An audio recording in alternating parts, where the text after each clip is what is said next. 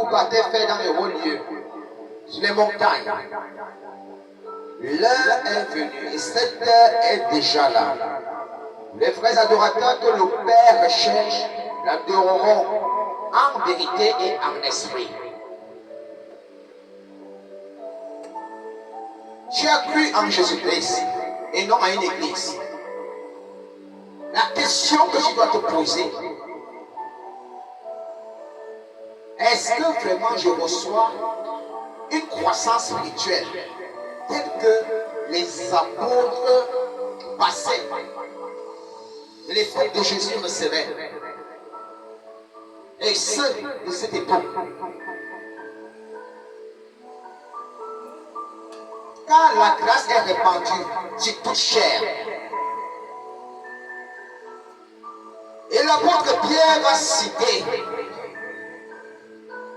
le livre de Joël, chapitre 2, au verset 28, où Dieu dit ceci par la bouche de son prophète: je répandrai de mon esprit sur toute chair. Vos jeunes garçons et vos jeunes filles prophétiseront. L'esprit de Dieu sera répandu sur toute chair. Et nous sommes déjà en ce temps, au temps de la grâce. Au temps de la grâce, on commence à regarder les enfants de Dieu au pied du mur. Comme on regarde un maçon au pied du mur. Il ne s'agit plus ici. Il dit: je suis diplômé. J'ai quel diplôme en théologie. Je suis digne d'enseigner. Au temps de la grâce, l'Esprit de Dieu est répandu sur toute chair. Et les gens comme Jean-Baptiste, l'apôtre Paul, et ainsi de suite, vont nous démontrer cela. Alors si Jésus revient dans le livre d'Ésaïe chapitre 61,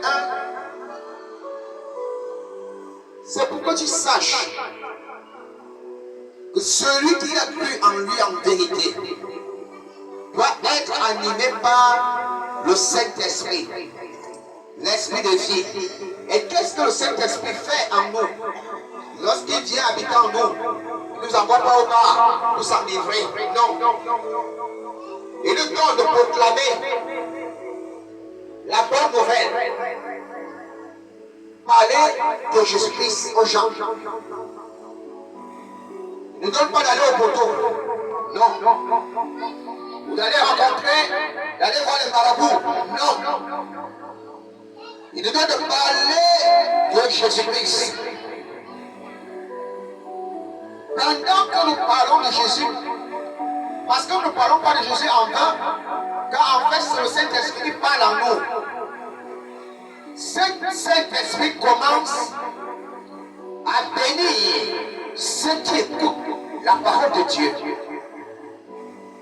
Voilà pourquoi l'apôtre Paul a dit: l'évangile de Jésus ne saurait être proclamé d'une façon vaine, mais accompagné de la puissance de Dieu.